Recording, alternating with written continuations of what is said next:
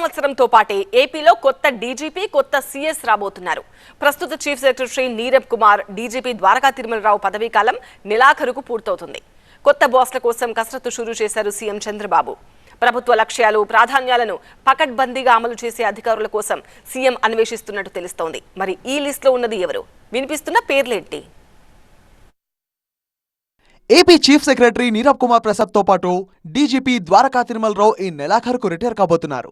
CS Nirab Kumar కు ఇప్పటికే పొడిగింపు ఇవ్వగా మరోసారి ఛాన్స్ లేదన్న వార్తలు వినిపిస్తున్నాయి. దీంతో ఆయన స్థానంలో కొత్త అధికారిని నియమించే అవకాశాలు కనిపిస్తున్నాయి.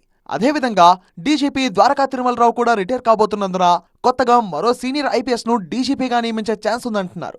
దీంతో ముఖ్యమంత్రి చాయిస్ గా ఎవరిని ఎంపిక చేస్తారు అనే ఆసక్తి నెలకొంది. ఈ నెలాఖరుతో ఉద్యోగ విరమణ చేస్తున్న సీఎస్ నీరబ్ కుమార్ ప్లేస్ కోసం ముగ్గురు సీనియర్ అధికారులు పోటీ పడుతున్నారు.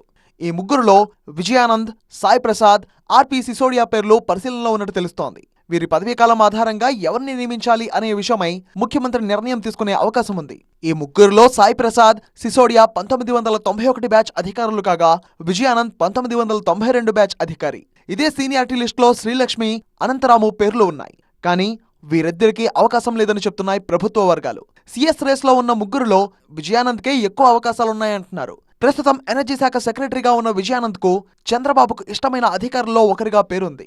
అలాగే బీసీ సామాజిక వర్గం, సొంత రాష్ట్రానికి చెందిన వ్యక్తి కావడం విజయానంద్ కు కలిసొచ్చే అంశాలు. ఇక డీజీపీగా ఎవరిని నియమిస్తారు అనే విషయంపై కూడా తీవ్ర ఆసక్తి నెలకొంది. ఎన్నికల సమయంలో డీజీపీగా ఉన్న రాజేంద్రనాథ్ రెడ్డిపై ఆరోపణలు రావడంతో అతని స్థానంలో హరీష్ కుమార్ గుప్తాను నియమించింది ఎన్నికల సంఘం. చంద్రబాబు సీఎం అయ్యాక ద్వారకా తిరుమలరావు డీజీపీగా బాధ్యతలు స్వీకరించారు. ఈ 6-7 నెలల్లో ప్రభుత్వం అప్పగించిన కీలక కేసులను సమర్థంగా డీల్ చేశారు తిరుమలరావు. అయితే డీజీపీ పదవీకాలం పొడిగించిన సందర్భం ఇంతవరకు లేకపోవడంతో తిరుమలరావు స్థానంలో కొత్త డీజీపీ నియామకం తప్పకపోవచ్చంటున్నాయి ప్రభుత్వ వర్గాలు. 1990 ఏపీ బ్యాచ్ కు చెందిన అంజనీ కుమార్, అంజనీ సిన్హాలు కోర్టు ఉత్తర్వులతో ప్రస్తుతం తెలంగాణలో విధులు నిర్వహిస్తున్నారు.